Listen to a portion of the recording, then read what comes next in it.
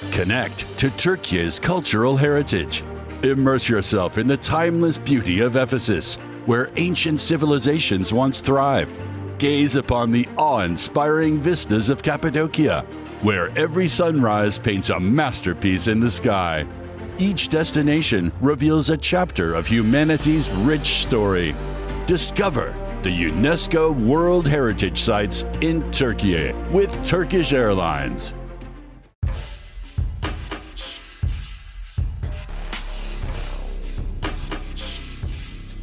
What they discovered upon their arrival was almost unspeakable. We are all evil in some form or another. I'm not guilty. The dead won't bother you. It's the living you gotta worry about. If I couldn't keep them there with me whole, at least I felt that I could keep their skeletons. Hello and welcome to the Bad Taste Crime Podcast. I'm Rachel. I'm Vicky. Hi. Hello. How is everybody? Welcome to the show. Ooh, welcome. Welcome. Come in. Can you take your blood? Okay. Welcome back to the show. Yeah. We've got a wonderful show for you today. Yes. How are you doing, Rachel? I'm doing pretty Sorry, I feel good. like I got some eye boogies that I'm It's just like allergy dealing season. with. Literally. It's like I've been like sniffling and snuffling. Yeah. The corn's been doing things. Yeah, that's Releasing like a legit thing in the Midwest, things. if you guys didn't know. And it's hard. It's real hard to like not live next to a cornfield or like within close proximity of cornfields. They creep up on you. They do. They'll get you. That they do. So it's that time where we just have corn all in our nose. And So we'll our just be nasal congested for the passages. next like 6 months. Yeah, forever. You know what? I feel like mine doesn't go away though. Mine's been pretty good since I've been living in town instead of like in the country. That's fair. You know what I mean? Yeah. Let's leave. Well, if this is your first time listening, a special hello to you. We are going to head over to the newsroom. Bye. Fit to breathe, our food is unfit to eat. We sit watching our TVs while some local newscaster tells us that today we had 15 homicides and 63 violent crimes, as if that's the way it's supposed to be. We know things are bad, worse than bad. Connect to Turkey's cultural heritage. Immerse yourself in the timeless beauty of Ephesus, where ancient civilizations once thrived. Gaze upon the awe-inspiring vistas of Cappadocia, where every sunrise paints a masterpiece in the sky. Each destination reveals a chapter of humanity's rich story. Discover the UNESCO World Heritage Sites in Turkey with Turkish Airlines. This week, our news comes from Schuylkill County, which is in Pennsylvania, where a gentleman was So he's accused of a couple of things. Okay. Mostly related to burglary. Okay. That is a crime. Don't burgle. The police got a phone call from, the high school principal in Pine Grove. Okay. About seeing a guy walking around the high school campus. Okay. They got the surveillance video. He was identified as 28-year-old Austin Hall. He was seen entering trailers that were used by the high school marching band. Oh. And then leaving at like very early hours of the morning wearing a band uniform. He also took food, tools, medical supplies, and a backpack that was being stored there. Like they were just getting ready to leave on a trip. Oh, So they had okay. like stuff that was being stored there before the trip, and he like took some stuff from that. What a dick. Then he walked around the campus and was looking into windows and eventually leaves. Oh. A couple of months later, they get another phone call from the same school about another break-in saying that Hall had allegedly broken into the concession stand at the football soccer stadium the prior day. He is seen entering the school's property, parked outside a shed, walking into the front garage of the stadium, unlocking a window of the concession stand. He comes back. He leaves the area for a little bit, comes back wearing what police are saying is a woman's dress. Oh. And then Cute. they say he changed clothes a bunch of times. while this is happening. Everybody loves a quick change. Goes through the window, stays inside for like 45 minutes, attempted to cover the internal security cameras with duct tape. Okay. But it's always this funny thing when people are trying to cover cameras, because the first thing they get, if you're not wearing a mask Is your face. is your face. Right. Yeah. You got to cover your face first. Yeah. So they're like, so we were able to get clear pictures of him pretty easily and be able to positively identify him. Again, in this case, he took food, drinks, medical supplies, electrical supplies, an air pump, and towels. And then he returns to the school property, uses a hose to sort of wash off this blue. It was like a blue 4x4.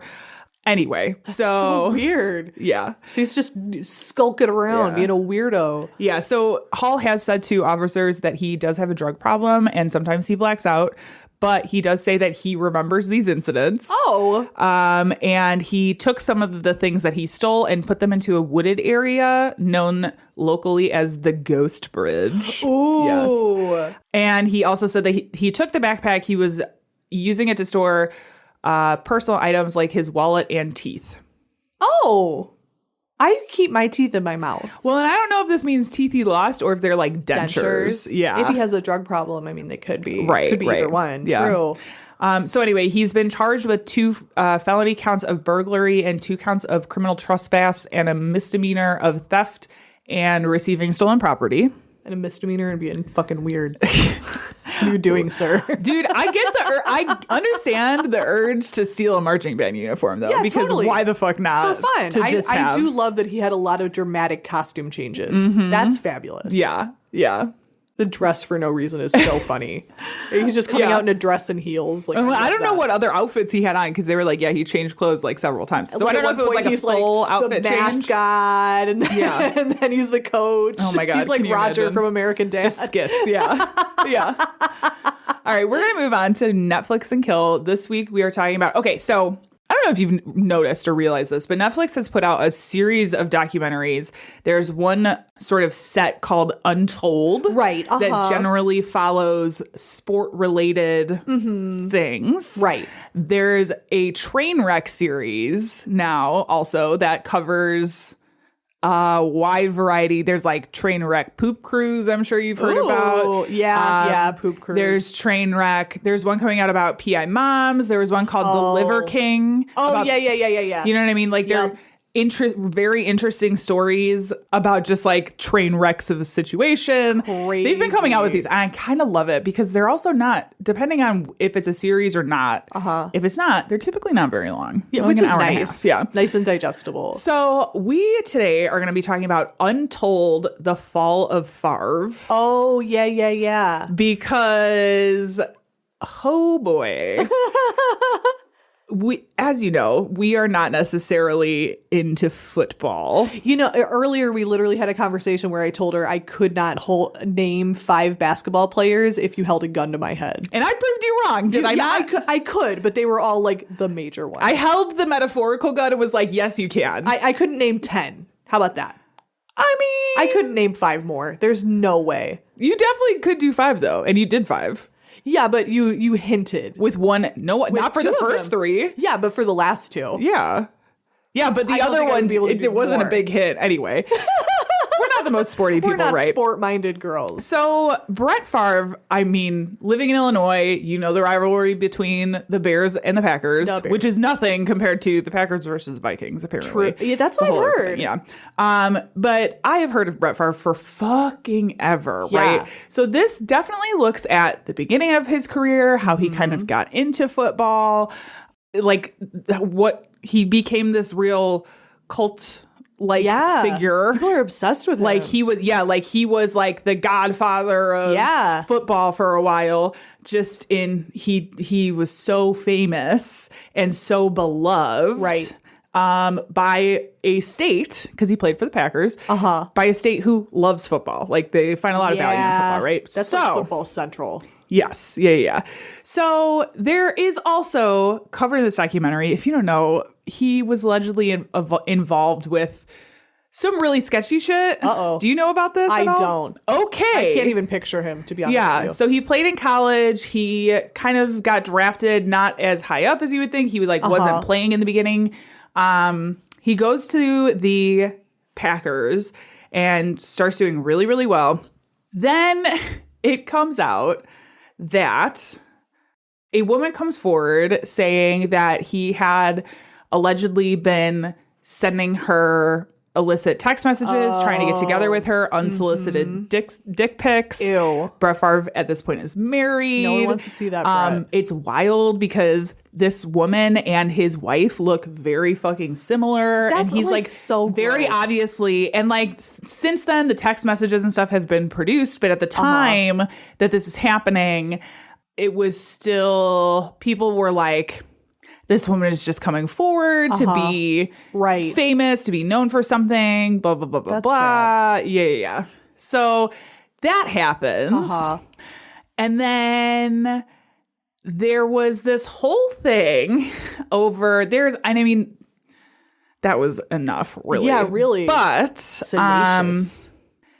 so there's this whole thing that happens with misuse of welfare funds in Mississippi, where he essentially received funds that were diverted from Mississippi's temporary assistant for needy families, like fund.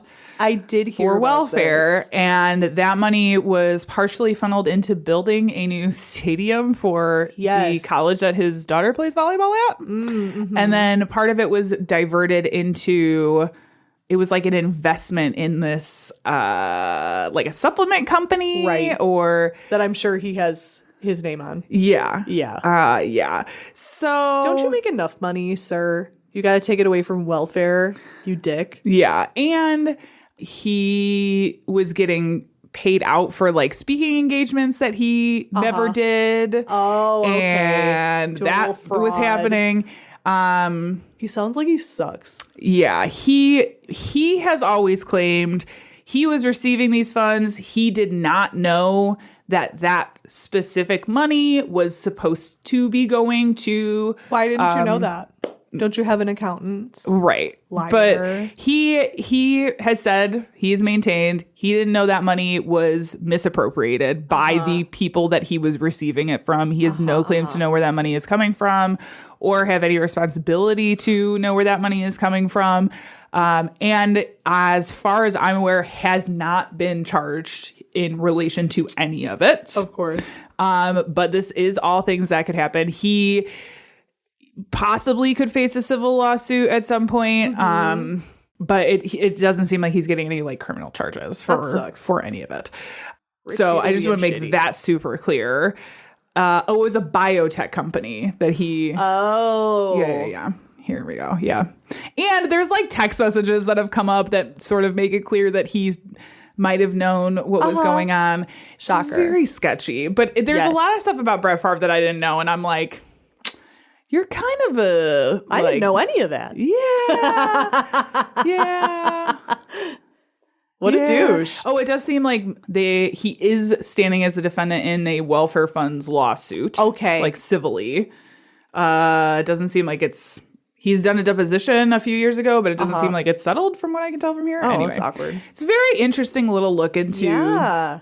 The seedy side of this, like, well-known dude. Yeah, and sports are always an interesting thing because... I disagree. A lot of times... well, I mean, like, the people involved. No, I'm just joking.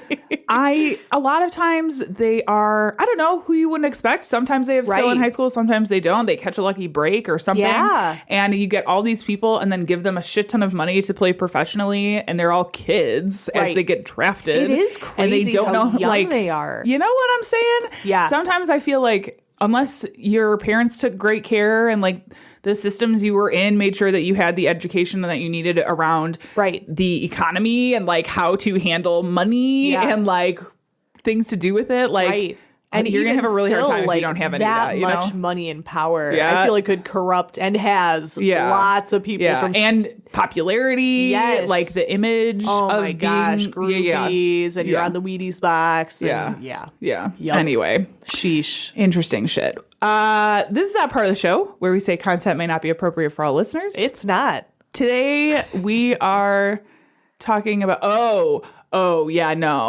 lot of death. Yeah, mine has A lot of death. It has some pretty graphic sexual assault. Yeah. So if that is not a thing for you, that's okay. And we'll see you later. Yep. Okay. What are we talking about today, Rachel? So we are talking, I thought I'd cast a wide net and do Australian-based crimes. All right. Yeah. It's a good pick. Yeah. What's funny is I was about to say, I don't know what made me think of it, but I do. And it's super dumb. My kid loves to look at videos of animals. And so he was jumping around. I'm like, you're jumping like a kangaroo. And he looked at me. I'm like, do you not know what a kangaroo? Let's watch 700 videos of kangaroos. And we started looking at kangaroos and wombats and koalas and all that stuff. So you're all the animals from the outback, Right. is what you're saying. Exactly. Okay. I grew up. Did you watch Steve Irwin as a kid?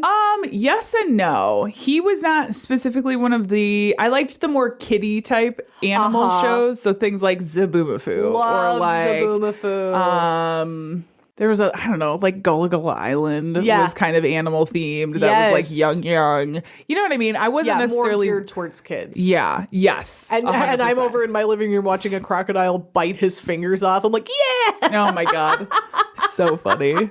Definitely watched more cartoons than animal shows, to be fair. I watched a ton. I was Shit ton of always on cartoons. Animal Planet. Yeah. And you know how I am. I'm such a baby. I'd be like crying because the mama leopard died. Oh my God, you would. This is why you're Super- traumatized as a child, just from watching Animal Planet. It's true. The worst. That was the step downhill. Yeah, Australian crimes. I feel like for as much as like I feel like the tourism side of Australia makes it seem like such like a beautiful paradise.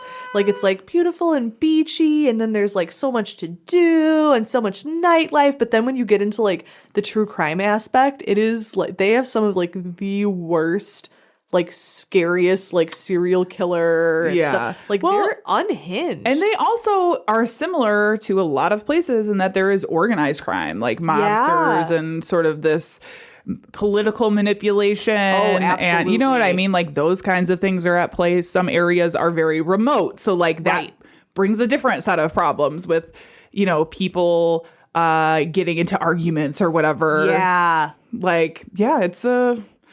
There's a lot of shit that's happened over in Australia. There's a lot going on. Also, let's be real. It started as a prison colony. Yeah. Just gonna put that out there. Yep. I mean, anywhere where there's colonization, there's going to be problems. There's going to be problems. Yeah. But yeah, I just think the crimes from there are really interesting. And this, I think, is one of the more well-known ones, I would think. Okay. And it's infamous, like to this day, super infamous. But for 17-year-old Katie Moyer, at first, it was just kind of another day. Okay. So Katie Moyer is just being 17, being Australian. She's at, I believe, yeah, you know, just doing things. I believe she was at a You never bus stop. introduce anyone as, you know, Rachel just being American. Why not? Just Maybe gonna we should say, start. I'm just gonna point that out. Maybe we should start that.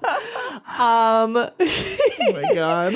So she was at a bus stop, kind of like trying to find her way home, and a car pulls up. And I feel like it's that classic thing of like a young girl, if a car pulls up with a guy inside of it, you're gonna be like, no, thank you. Like your hackles are gonna be up a little bit. What year was this? This was, let me double check. Sorry if I'm jumping ahead. No, you're totally not. This was like 1986. Okay. Makes a big difference also. It absolutely does. Because the attitude towards like hitchhiking, getting Yes. rides and stuff was a lot, even Way in Australia, different. a lot different than. And this is a pretty, I've seen a lot of people focusing on this girl in particular, like her story that I'm about to tell you.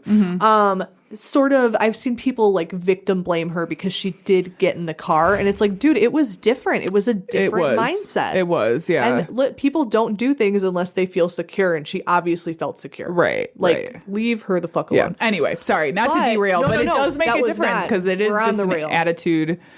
A different attitude about it. Yeah. Okay. Boo. Get off the stage. But I can't. I live there. The stage is in my mind. Prison of my own making. But there wasn't just a man in the car. There was also a woman. Okay. And I feel like that's a very classic technique of like, no, this is a safe car because you feel more safe with a woman than you would with a man. Yeah, and there's one right here. Right here. Yeah. And she's so cool. And they're this cool couple. They introduce themselves as Catherine and David Bernie. They're like, hey, what's up? There might have been, again, the different things come from both her and the Bernies. They said like, hey, we're going to party. We're going to take you back to our place. Like maybe smoke a little marijuana. Ooh. You know. Sounds like a good night. Yeah, one of those things. But either way, she just wanted to ride home. So she got in the car. Pretty much as soon as she got in the car, they held a knife to her throat and told her she wasn't going anywhere. Damn. Okay. As soon as they got her back to their flat, they forced her to telephone her mother and tell her like, hey, I know I was supposed to come home, but actually I'm not going to be there tonight. They just told her make up something. So Kate, who is very clever, you're going to love Kate. Okay. Very clever Kate came up with this ruse where she was like, oh, no problem. I'll just tell her I'm a big partier, you know, so I'll just tell her that I'm drunk and I'm staying over. Kate did not drink. Kate was not a partier at all. So she hoped that her mother would realize. Ooh, yeah. Because she was like, you know, just like I always do. You know me, glug, glug, glug. And her mom's like, actually. Yeah. But her mom. That is clever. Kind of in the moment kind of was like, okay, girl, you know, whatever. So she was like, oh, yeah. like, what can I do? Yeah. She turned around after the phone call. This is eerie because she was really scared. Obviously, as her mom did not, for whatever, say, girl, I'm sending the police. Because, like, what else could she do? You know, she just was like, okay, hope you're safe. Love you. Bye. And she's like, oh, shit. And she turned to them and said, are you going to assault me or are you going to kill me? And David said, we'll only rape you if you're good. Oh, my God. Yeah. Ooh. She was yeah. I watched several I don't like that. like documentaries and stuff about this, and I've followed this case kind of for a while. Yeah. And there's some that go into it. They are the grossest, creepiest people they put on, because like they were very aggressive and abusive to her, but they also seemed to like want to hang out with her. They put on a movie. And so weird. There's a scene in the movie, I don't remember, it was like a mob movie where there's dancing and they had her stripped to her underwear and forced her to dance and kept being like, oh, you're not doing it good enough. Like, because she's terrified. She's crying. Right. And she's scared and they're trying to get her to dance. Right. There's this whole very performative, obviously they raped her several times, assaulted her, and they ended up handcuffing her to the bed, and handcuffing her to David, to the guy in particular. Ugh. Okay. So she has to like spend the night. I know. The whole time she's there, though, she's noting little details around the house. She's looking at the layout of the house because she's allowed, like, I think Catherine takes her to the bathroom. She doesn't go anywhere alone. Right. But she's sort of noting, like, okay, this is what this layout is like. This is this and that. Yeah. At one point, she goes to the fridge and she's looking if there are any numbers on the fridge. So she's this super clever girl. The following day, David went to work, just like, la, la, la. What a normal day for me. And they had been talking about, because she was like, okay, you know, I spent the night. Now you're going to let me go. And they were like, no, we're going to keep partying. He's going to go to work. And they were talking about, okay, listen, I don't know if this is a thing, but they were like, we're going to actually get some cocaine. And they were talking about injecting it into David's penis. I don't know what that would do. Is that a thing? I feel like that might be a if thing. you know if it's a thing, write in. I Call don't in. do enough cocaine. No, I don't do cocaine. I've never put is cocaine is that in my a thing? dick. Is that a way that I wonder if that's... I don't know if it was like to like keep him erect longer or I don't know. Because like it wakes Would it you up. I numb? feel. Yeah, but would it like numb your penis? That's what I was thinking. And I'm like, numb why would you want sensation? that? Are you Googling, hey Siri, what happens when you inject cocaine into your dick? She's Googling. I am actually. Safe search. Oh, off. it's always off because Always. sometimes the things that I need to know are not always like the best dinner table conversation. Yeah, so Google would be real. like, no. I love talking about stuff like this on the podcast because I'm always forced to remember that both my adoptive and biological parents listen to this. Hi, guys. Well, no, it's a lot of articles that are talking about penile necrosis Okay. as a result punk name. of penile necrosis. That's my punk band. Local intravenous injection of cocaine. Yeah, I don't think it would be good for you. Yeah. It's because there's a vein that goes through there. Oh, so maybe it's just like a good place to like get it into your The bloodstream. dorsal vein of the penis. Oh, Cocaine Alley. So apparently because there's a main vein on your main vein. Oh yeah, checked it into my main vein. But it can also cause your penis to fall off You know, from penile necrosis. in this life, you have to take Men chances. take note. I would say I don't advise injecting cocaine into your penis. This is a bad taste crime podcast. I realize I do sponsored. not have a penis and I am not qualified to talk on one, but I'm just going to hard suggest no. Hard. Hard suggest. Hard. No. Okay, continue. Okay. I'm sorry. I got stuck on the penis cocaine thing because I'm like, okay. Dick Coke. But yeah, they were talking about that. And so she was like, oh my God, they're going to keep torturing me. They're going to keep raping. Like, I have to get out of here. Yeah. So Catherine, because again, they took great pains to never leave her alone. Mm-hmm. But Catherine made the mistake of going to the door, essentially to get the cocaine. I guess she called her Cocaine dealer and was delivery. like, "G'day, Yeah. I need the cocaine for my dick." Yeah. And Moyer ran to the door because she was let out of her handcuffs, and then she was like, "Okay," ran to the window, broke the lock, and dove out of the window. Wow. She was pretty high up and unfortunately hit her head on the concrete. Yeah. So she was like half naked, had like God. barely anything. I think she might have had like a men's shirt on, but like Yeah. was naked. Fell head first, so she's super dazed, but she's like, they're gonna come after me. So she starts running. This poor fucking girl. She runs to neighbor's house. She's banging on all the doors. She's terrified that they're following her. Yeah. Nobody's answering their door. Oh my God. She's like, it's just like, it's early in the morning. Yeah. She's banging on all these doors, banging on all these windows. And she gets confused, gets turned around because it's kind of like not really like a block of apartments, but kind of similar where all of these houses are kind of like close together. Yeah. She gets confused and gets turned around and ends up jumping back into their backyard. Oh, no. Where David's dog fucking attacks her. Oh my God. So this poor woman. girl, so she got all torn up. Finally, she was able to run to a nearby, was it a mechanic? It was a vacuum cleaner shop and was like, help me, call the police. And they did call the police and they took care of her. Yeah, good. Now, unfortunately, all of these police were like dickhead guys. And she was a very beautiful young girl. Mm-hmm. And they were like, so you were just partying and you don't want your mom to know. Like they were victim blaming her. They were telling her she Oh made my it up. God. Even though she was like, no, like this is clearly what happened. This is the kind of car that they drove. Yeah. These were their names. These Yeah. are the names on the refrigerator. This is what happened. They're like, oh, so you're just making shit up. Yeah. Luckily for her, there was a constable, 22-year-old Constable Laura Hancock. Okay. Hancock. Cocaine in your cock.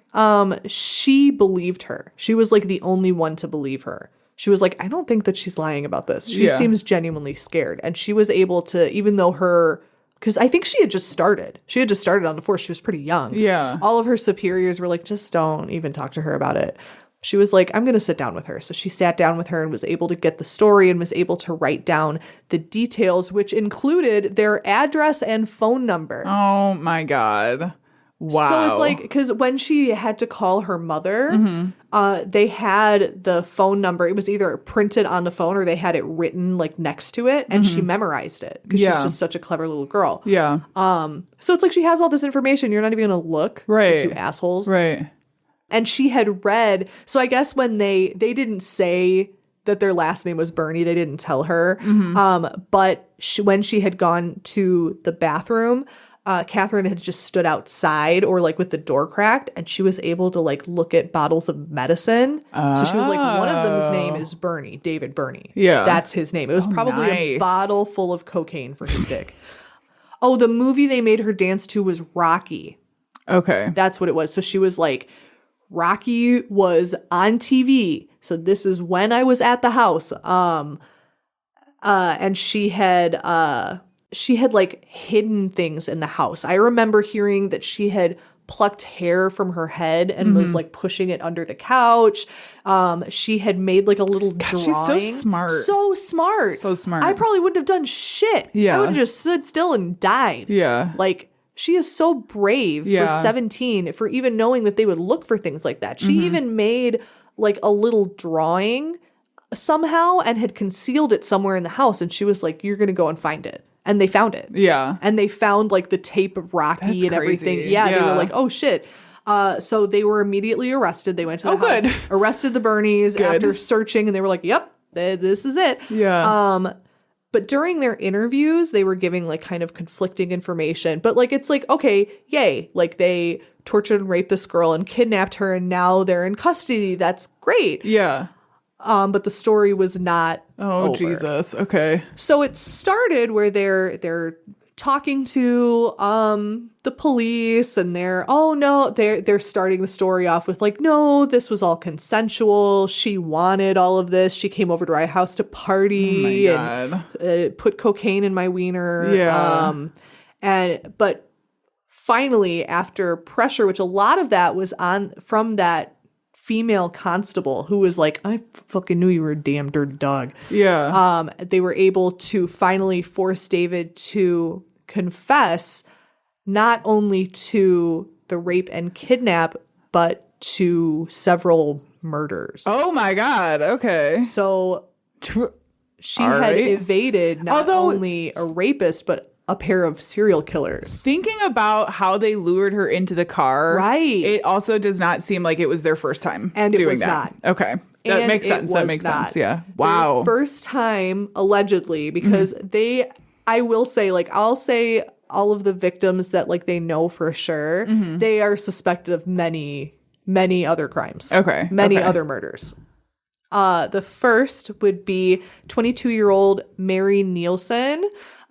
She was a psychology major, and so David, his like day job, how he can afford to put all this cocaine on his dick. I'm not over that, and I'm going to be talking about it the whole time. Oh God. Cocaine on his dick. No. In and around the dick. No. So he worked at like a mechanic. Okay. And she had met him there. She probably just took her car in. And he was like, oh, yeah, you take your car in. You need some new tires for your car, but it's going to be pretty expensive from the Yeah. shop. She's like, fuck, I don't want to buy new tires. Okay. He's like, well, I get that. lucky for you, I have cheap tires at my flat. I'm a mechanic, so I have all kinds of like car shit at my house Okay. and cocaine for my dick. Okay. Why don't you come back to my house and I'll sell you the tires? Seemed like and this was at his workplace, so like it seemed like it was on the up and up. So she was like, sure. Went to the flat on Morehouse Street, where she was immediately assaulted, chained up, beaten, a very similar pattern Okay. to what had happened to Kate. Yeah. And while all of this was happening from David, it was always said that Catherine would watch. Ugh. She liked to watch, and she would like comment and Yeah. be like, oh, do that. Gross. She's gross. They're both disgusting. They're both horrible and disgusting. Yeah. Then they took her out of the apartment to a place called Glen Eagle, which seems like kind of like a remote area. She was assaulted again, and then they had like a nylon cord and they strangled her. Oh. David also decided to stab her because, quote, he read somewhere that would speed up her decomposition. Okay. Just like stabbing her. I don't a know lot. what the logic is behind that. I mean, what's the logic of putting cocaine in a dick? Our sources are still out. We're not sure. We're not sure.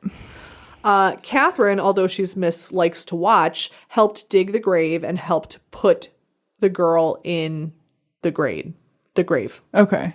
So she did participate. For sure.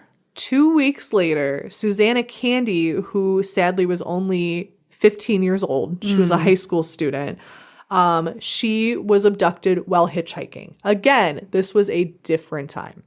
Time. It was way more socially acceptable to just hitchhike where you need to go. Australia is a big ass place and it has some remote ass places. So sometimes you just need to get where you're going. All right? It's fine. But this time it wasn't fine. But it's not her fault. Very similar again to Kate. As soon as she entered the car, Candy was held at knife point. This time they forced her to send letters to her family instead of like calling.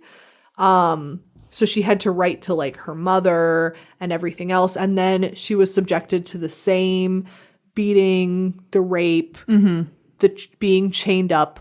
And then they tried to strangle her, but they weren't successful. So what they did was they had sleeping pills, which I kind of wonder if some of the sleeping pills were some of the bottles that Kate had seen with his prescription information on. Yeah. Because they had mad sleeping pills all over the house. Yeah. They were able That would to make sense. force like a shit ton of sleeping pills down her throat.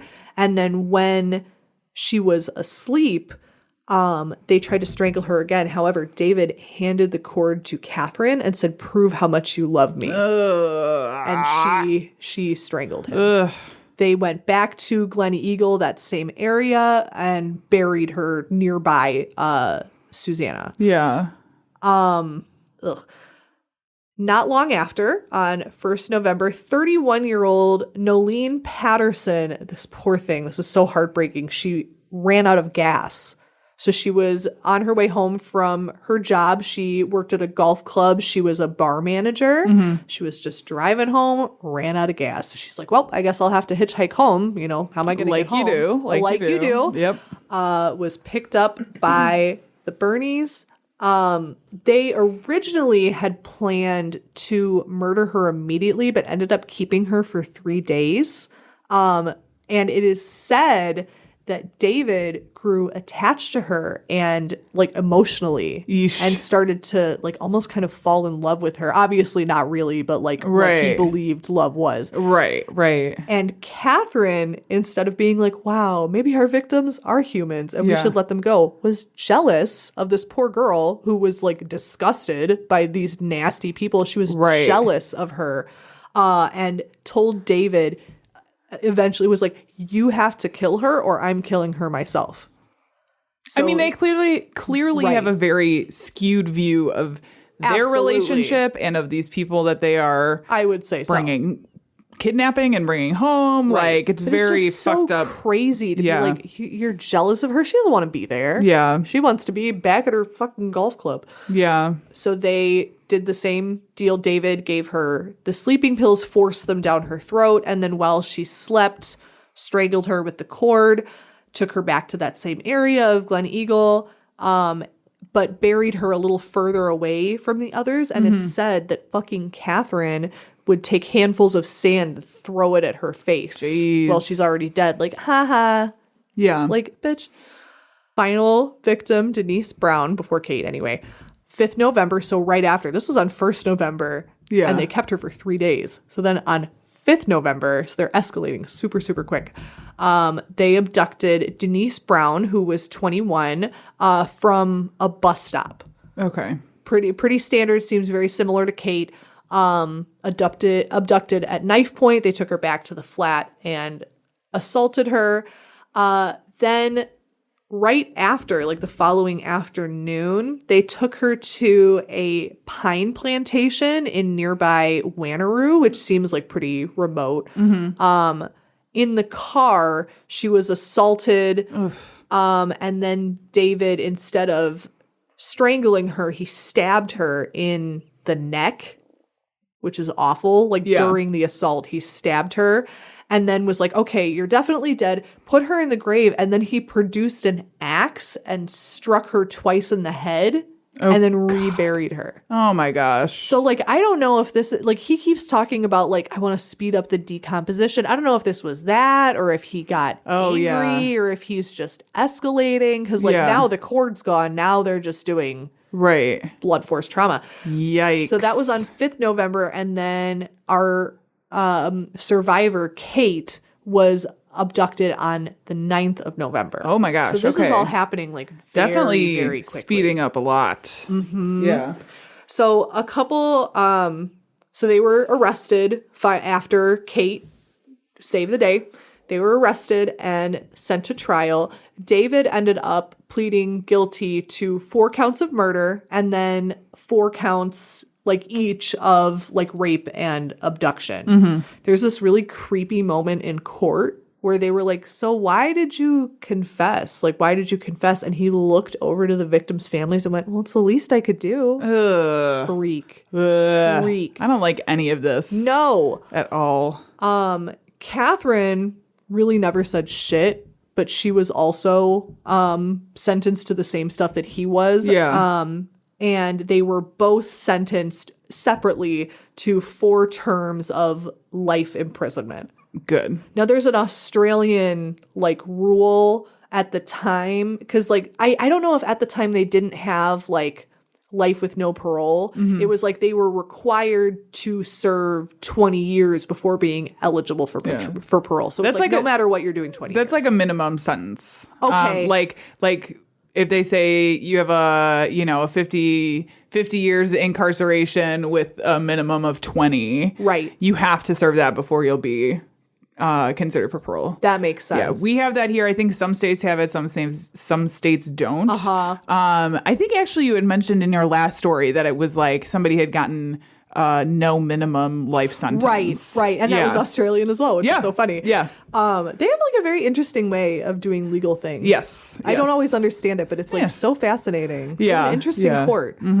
The pair, while they were incarcerated, which was obviously separately, they exchanged more than 2,600 letters together. So they stayed in contact. I'm surprised that they allowed them to stay in contact. Me to be honest too. They with weren't you. allowed any other forms of contact. They couldn't talk on the phone. They were married, though. Were they or no? Like actually married? Yeah, I think so. Okay.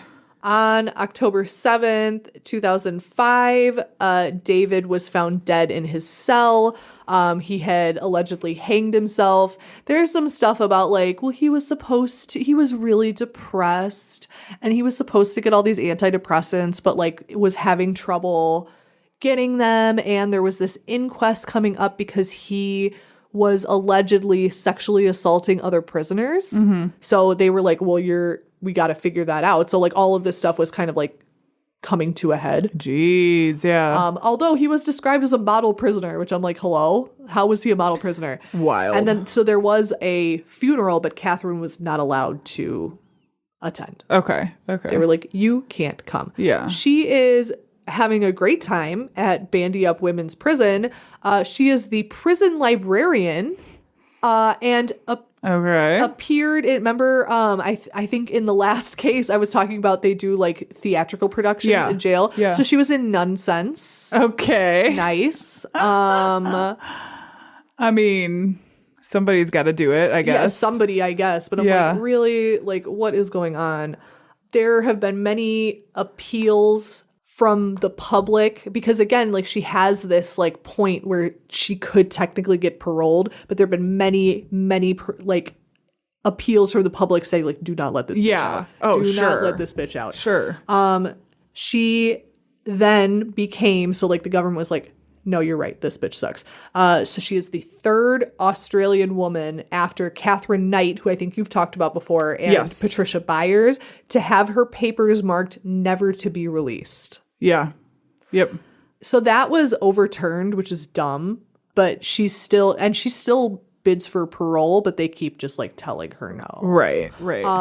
Our heroine of the story, Kate Moore, began a campaign to end that law, to make parole laws for violent crimes in Australia stricter, because they have a law now where it's like every 3 years you're kind of like up for review. Mm-hmm. She's like, for violent criminals, it shouldn't be like that. Yeah. For crimes like that, because she's obviously like, Is she advocating for like a longer time Yes. before she wants like to, a review of their It says she specifically wanted to end the laws that make that like 3-year parole gap. Okay. So she wants to just be like, no, they have to apply for parole to be eligible. Oh, I see. So not like an automatic review process. Right. Because the gag is, Interesting. although her lawyers, like I think her lawyers will kind of like automatically be like, we're making parole, but she has never applied for parole herself. Okay. So she's like, why let her out? She doesn't want to be out, and I don't want her out. Leave that bitch in there. Yeah. So she Interesting. sits there to this day, being a fucking librarian. Yeah. Yeah. Huh. That is That's story a of crazy story. David and Catherine Burney, who suck. Awful. Yeah. Terrible people. Yeah. Absolutely terrible people. Bad Jesus representation Christ. of Australia. Yeah.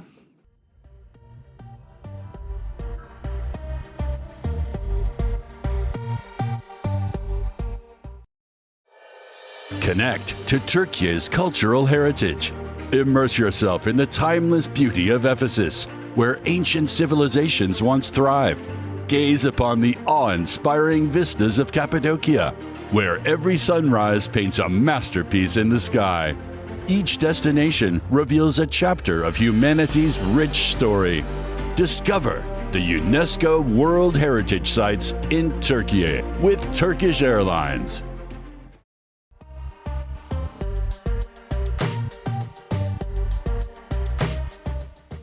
So I decided this week to look at this very insane story. And I'll also say it is quite, there's a lot to it. There's Really? a lot to it. And I tried to condense it down without Yeah. leaving out some really important things because things start happening very quickly. Oh my And God. so, yes, there's a lot. But Yeah. I want to talk about Strap in. put that cocaine on your dick. on. Julia Knight and the Hoddle Street Massacre. Yes. So, Knight was born in March 1968. He was adopted by a military family when he was just 10 days old. Okay. And thanks to the military ties in his Right. family, obviously, they moved around a lot, around Australia quite a bit, and then they did spend some time abroad. Okay. But they eventually settled in Laverton, Victoria in 1975. When Knight was 12, his parents got divorced. Oh dear. He spent Lots of destabilizing events in this guy's life. He spent a lot of time during his youth involved with the Australian Army Cadets. Okay. And it was like really clear that this military upbringing like was Yikes. rubbing off on him. You know what I'm saying? Uh-oh. So during his adolescence and into his teenage years, it was reported that Knight had a fascination with military history. Not super surprising, like I said, given his Right. family background, but specifically World War II and Nazi Germany. I feel like every serial killer, it's like they love Nazis. It's Yeah. like, God damn it. At age 17, Knight joined the Army Reserve with hopes of serving in the military. He even attended the Royal Military College. Okay. And when he went, he did show very strong skill in the weapons exercises. Cool. But his academics were garbage. Like, same. really good with weapons, really bad with books. Whoops. He's Yes. street smart. He's something like that. Yeah. So all of this is happening, topped off by this incident in which Knight gets drunk and attempts to stab or did stab one of his Oh. superior officers. You're not supposed to do that. Yeah. And they're like, we think it's time for you to leave. Bye. So he was asked to leave. Upon returning home, he found everything had changed, basically. Oh, dear. Knight's Or girlfriend. destabilizing events. Right. All at the same time, like back Oh, to back to back. God. Knight's girlfriend, who I saw described as this like longtime girlfriend, Okay. had decided she was finished with their relationship, Oh, dear. and to add insult to injury, while he was away training, Knight's mother had decided to turn his bedroom into like a second living room or like a sitting room. No. Yeah, while he was gone. So he came That's so home and he like rude. doesn't have a bedroom. No. So he was sort of forced to stay in this like temporary bedroom until he could get a job, sort of get things back Right. together again and get his own place. So yes, like you said, tons of destabilizing events. Yeah. One right after another. Yikes. On August 9th, 1987, Knight attended a belated birthday party for his mom Cool. at his grandmother's house. He was like, I got you a gift, even though you took all my stuff. Yeah, you he's bitch. still a good kid. Kind of. Kind of. So far. So he was at this party between 1 and 4 p.m. Okay. While he was there, had a couple of beers As you before leaving and went to his younger sister's home. Okay. He stayed there for a little bit before they talk a lot about him just like driving aimlessly. He's just Okay. like driving around, trying to decide what to do. Around 4:30, Knight visited an old girlfriend to drop off a magazine, presumably the girlfriend that he had just broken up or had been Okay. broken up with. Right. Dropped off this magazine, and then he started driving around aimlessly again. Okay. This time, after a few minutes of driving, the gearbox in his car jammed. Oh. And he got stuck in second gear. Oh, shit. So he manages to stuck in second get this gear. get this car home. Uh-huh. He changes clothes, has another beer, and then decides to walk to a local pub. Okay. To Keep this party going. yes, and hoping to like run into some of his friends, Yeah. like, you know, whatever. So he goes to this pub. It's called the Royal Hotel, where like I said, he hoped to find some friends. Unfortunately, none of these people were there. Bummer. And instead, he drank alone until about just before 9 p.m. Never a good move. It is at this point, according to like later interviews after this incident, that Knight reports having a vision of soldiers being ambushed, and that he has this feeling that this vision is like a call to arms. Oh, dear. You are not Joan of Arc. Which causes him to rush home to his mom's house where he's staying. By this time, both his sister and mom were home. They were like watching a TV movie. Yeah.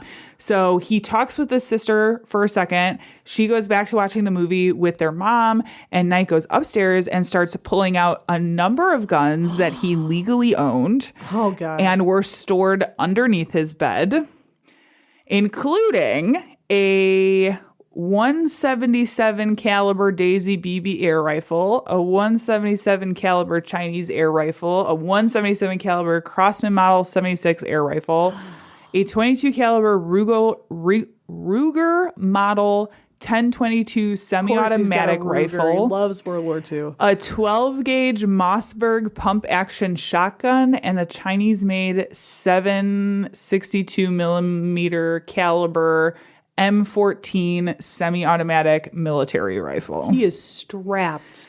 He takes the Ruger, the shotgun, and the M14 downstairs, loads all three in the front room, and then fills his pockets with about 100 rounds. He's just like stuffing all of his pockets with Oh, my rounds. God. And he grabs a round specifically for the M14 that he called the suicide round, that he put into his front pocket on his shirt. Oh, my God.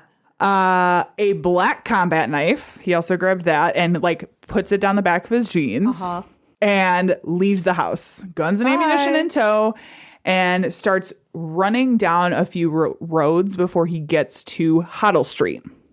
Just like armed to the teeth. Right. Running around drunk off his ass. He arrives. Knight arrives in the area around 9:30 p.m. and almost immediately begins firing on passing cars with the Ruger.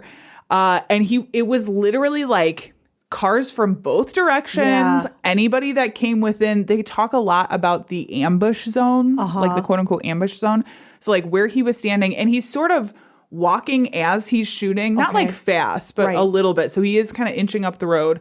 Anybody who comes into his sight line is getting shot at. So married couple Khan and Rita Vitkos were the first to be hit, luckily receiving minor wounds. Good. They continue driving down the road a bit to like it was like a mobile station before they stopped to sort of like assess the damage, figure out what was happening. Just behind them were two other cars, one belonging to Michael Anthony and Trevor Smealy, and one driven by Gregory Elliott. Although Elliott just missed being shot in the head, both cars did sustain damage, but none of the three of these gentlemen were injured. Good. Knight fired on the next car containing Alan Jury, Monica Vitelli, and Danielle Mina, hitting Jury and Vitelli. They also received minor wounds and went to the same gas station that was like up the road I'm a little glad they bit got out of there. to sort of, again, like deal with this getting shot and like getting, Oh my God, how scary. Yeah. The next car contained Raywin Crichton, Bernd McKeel, and Diane Arnold, all of which received no wounds. Okay. Next was the car of Sand Wang, receiving minor wounds. Diane Fitzpatrick was in the following car. She was actually the first to receive serious injuries to her back. Oh, no. Knight then fired on Michael Pierce, Jacqueline Langoche, Isaac Lohman, Reginald Dutton, and Dana Sebalki, who all escaped injury. Okay. Luckily. By this point, he has now run out of ammo for the Ruger. And so he just drops the gun. He's again, inching up the road, switches to the shotgun. Wow. The shotgun, which was much, much louder than the Ruger, starts becoming noticeable by local residents. Yeah, because Rugers are small. Yeah. So the big shotgun blast, all of a sudden, residents are like, what the fuck is going on? Yeah. And they start calling police. They're finally okay, something weird is going on. Yeah. They call police. Knight continues to fire on these passing by cars, including Sharon Maunder, who escaped safely without actually realizing she had been hit. Oh, wow. Which is kind of amazing. Dang. Vesna Markovska and Zoran Trajetsky, Georgina Papawanu, all of which received minor wounds, and Jane Morris, Kate Edwards, and Cecile Corliss, who, again, I think sounded like had maybe minor wounds. Luckily, south down the street, there just happened to be a police divisional van driven by Constable Glenn Nichols and Belinda Borshear, and one of the cars that had driven past Knight, heading that direction, flagged down the police officers. Good. Okay. They're like, hey, guys, put down your donuts and come over here. Do you see what I'm saying about a lot happening, though? Because it's just cars driving past in both directions. Right. So my God, that's so scary. They flag down the officers. They tell them about this erratic shooter. The constables immediately respond. They flip on their lights. They radio to headquarters to tell them what's happening. Now, of course, as soon as they get close enough, Knight fired on the officers as well before going back to firing on passing cars. Next were cars containing Matthew Morrow, Edward McShortall, Trevor Robinson, and Keith Wing Shing. McShortall did get some minor wounds, but Wing Shing made the mistake of stopping very near Knight and received serious throat and jaw wounds. Wow. It's right through the face. This gun, this shotgun, is now running out of bullets. Right. Okay. So he continues to just he will reload, fire in the cars whenever the gun runs out of bullets, drops it, doesn't need it anymore. The next was Kevin Skinner, Tracy Skinner, and their son Adam. Unfortunately, Tracy was hit in the face and died instantly. Oh. Adam was sitting on her lap. He received minor wounds from shrapnel glass. Oh my gosh. Local residents attempted to intervene at this point. This was the first fatality, instant fatality. So Peter Kermey and John Muscat tried to approach Knight from the side to stop him. Yeah. Muscat was shot in the head and chest, dying from his injuries, and Kermie was seriously wounded. Wow. Steve Wright, who had been working at a nearby swimming pool, ran over to attempt to render first aid, but was shot and seriously wounded with the final rounds from the shotgun. Wow. Dropping the shotgun, Knight switched to the M14 rifle using a prone position. Vesna Markovska, who had been fired upon earlier, she was like, when she had been fired upon, they pulled over and she was basically taking shelter behind her car. She had gotten out and was physically on the other side of the car. Yeah. She took this opportunity to try and escape the firing zone. Unfortunately, she was almost instantly spotted by Knight, who shot her 3 times, killing Markovska. Oh, no. All of this, to this point, it has been about 10 minutes. Right. Oh, my gosh. That this has all happened. That's crazy. Police requested helicopter backup and additional units began arriving on scene. There was an attempt to fire on Knight from the west side of the street, but the shots missed and Knight just continued shooting at people. Right. As soon as the shot missed Knight, Robert Mitchell, who was one of the prior victims, runs up the street to try to render aid to Markovska, who at this point had died. She was just lying in the street. When Mitchell reached her body and stopped, Knight immediately shot and hit him in the right side of the head, killing him instantly. Papianu left her car and attempted to give aid to Markovska and Mitchell. But again, as soon as she got at the bodies, Knight shot and hit her in the left side, causing a fatal wound. Oh, no. More cars driving through this area. Andrew Hack, who received serious injuries, and Dusan Flajnik, who was hit on the left side, bled to death in his car. Ambulances are now arriving on scene. I say finally, like it's been 10 minutes. Well, but I'm sure it felt like so much longer. Ambulances start arriving on the scene. They actually used the gas station where the 2 previous cars had stopped to set up a central command, basically. Oh, that was smart. A place for victims to go to or whatever, because it's just up the road a little bit. So there's still more cars driving through this area. Michael Smith received minor wounds and Jacqueline Meggins received serious wounds. Stephen Mihailidis he managed to get through with no injuries. Kenneth Stanton drove through on a motorcycle and was hit in the left leg, which caused him to wipe out. Right. Knight then shot him twice more, which killed Stanton. Another car drove through containing Dimitrios Kalivas, Renata Koldablela, Danny Koldablela, and Danny DeLuca, slightly wounding Renata and seriously wounding Danny. Wow. Koldablela. This was followed by Wayne Timms and Jane Timbury on a motorcycle and a car containing Alexandria Stamatopoulos, Stephen Stamatopoulos, Irene Fountas, Vicky Fountas, and Panagiotti Fountas, although it doesn't appear that any of them sustained any injuries. Good. Okay. Whew. Yeah. Girl. Oh my gosh. All these cars driving by. Yes. Yeah. Crazy. By this time, about 40 police officers had arrived on scene and surrounded Knight. He took the opportunity to withdraw from the area and attempt to evade police. So now he's on the run. Shit. Knight climbed onto the platform of a nearby rail station and started immediately running down the tracks. As he continued running, he spotted a police car, which he immediately began firing on, although neither of the officers in those cars were hit. Okay. Knight then decided to make a pit stop in some nearby trees to smoke a cigarette. He's like, because now there's this helicopter searching for him. He's like, oh, this seems like nice and covered. I'm a little stressed. Yeah, I need a little break. Smokes a cigarette. Meanwhile, police had begun their search again by air using the super powerful spotlights and even called in the Victoria Police's Special Operations Group, which is basically like the tactical squad. Right. Upon finishing his cigarette, Knight continued running northwest, coming across some more police, which he promptly shot at, and slightly wounded one. Although he was trying to avoid the helicopter spotlight, Knight did exit cover and fire at the aircraft, striking one of the fuel tanks and forcing it to make an emergency landing. This guy's like playing GTA. Well, at this point, like I said, he was very proficient at the weapons Right. courses when He's just in stupid. military school. Right.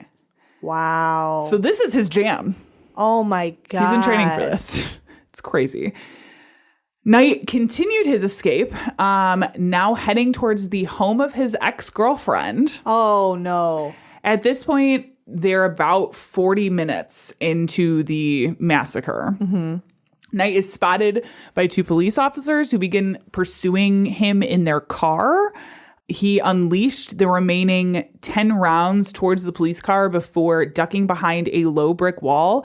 And at this point, he is like looking for that suicide bullet. His little extra bullet. Yes. And he realized that in the midst of everything, it had fallen out of his pocket. So he's Whoopsie. like, well, I guess this is the end for me. Tosses the empty M14, like out to where the cops can see it. And then slowly stands up with his hands up. But the police, obviously still very on edge, right? Shoot at him. Yeah. And he ducks back down and says, don't shoot. I'm coming out. Again, stands up with his hands up really slowly. They, at that point, arrest him without any conflict, any additional conflict, I should say. Right. And he's taken into custody where he's interrogated. Wow. Yes. That is crazy. Oh my God. What a nightmare. It's like so much damage that happened in less Yes. than an hour, basically. Right. Crazy. Knight was fully cooperative with police, including participating in both nighttime and daytime reenactments that were filmed. That's weird. Well, they needed him for court. I get it, but Oh. it's like so weird. Yes. Yeah. Knight was charged with 7 counts of murder and 46 counts of attempted murder during the trial.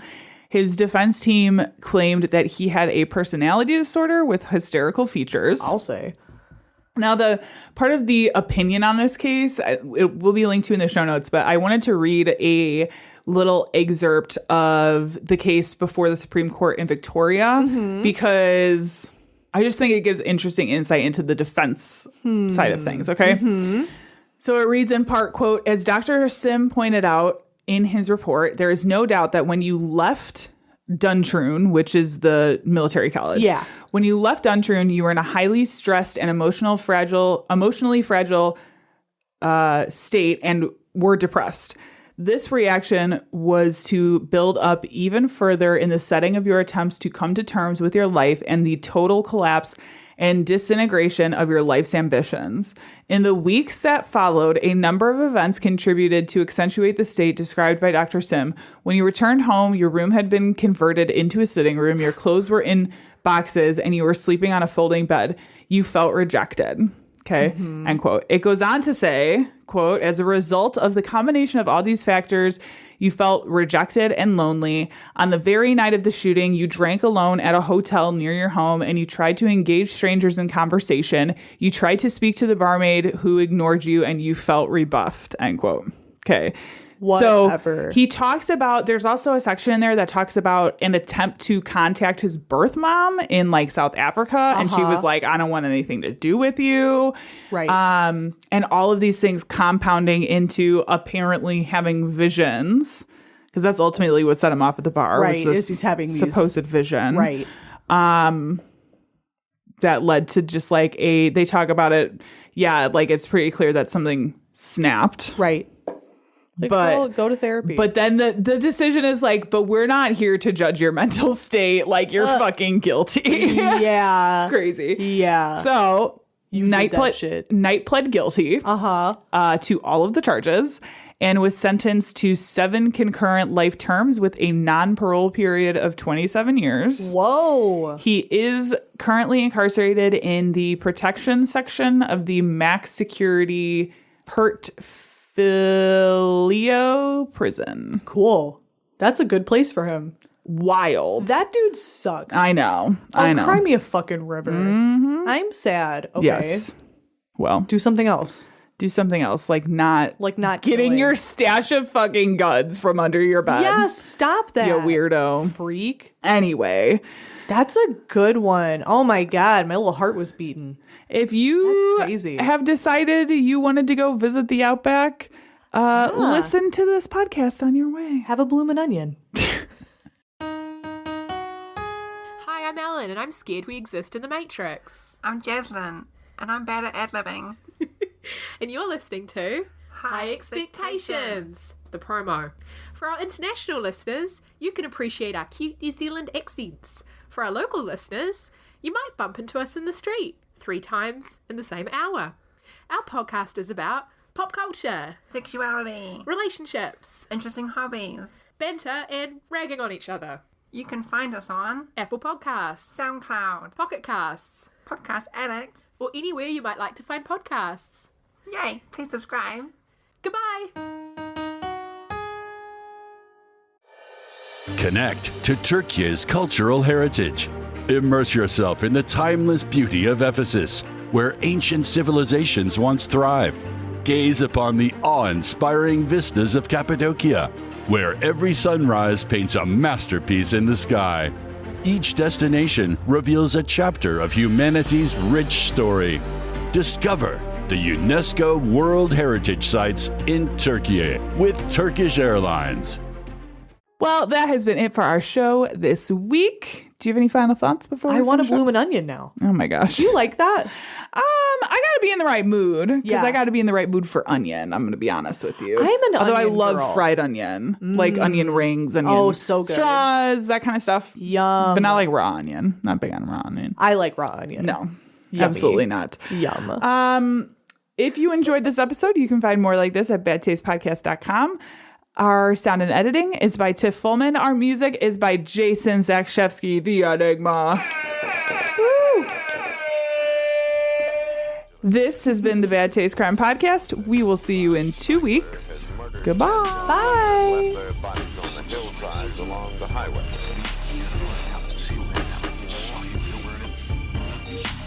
It was as if a wave of evil washed over this town. We are all people in some form or another. Connect to Turkey's cultural heritage. Immerse yourself in the timeless beauty of Ephesus, where ancient civilizations once thrived. Gaze upon the awe-inspiring vistas of Cappadocia, where every sunrise paints a masterpiece in the sky. Each destination reveals a chapter of humanity's rich story. Discover the UNESCO World Heritage Sites in Turkey with Turkish Airlines.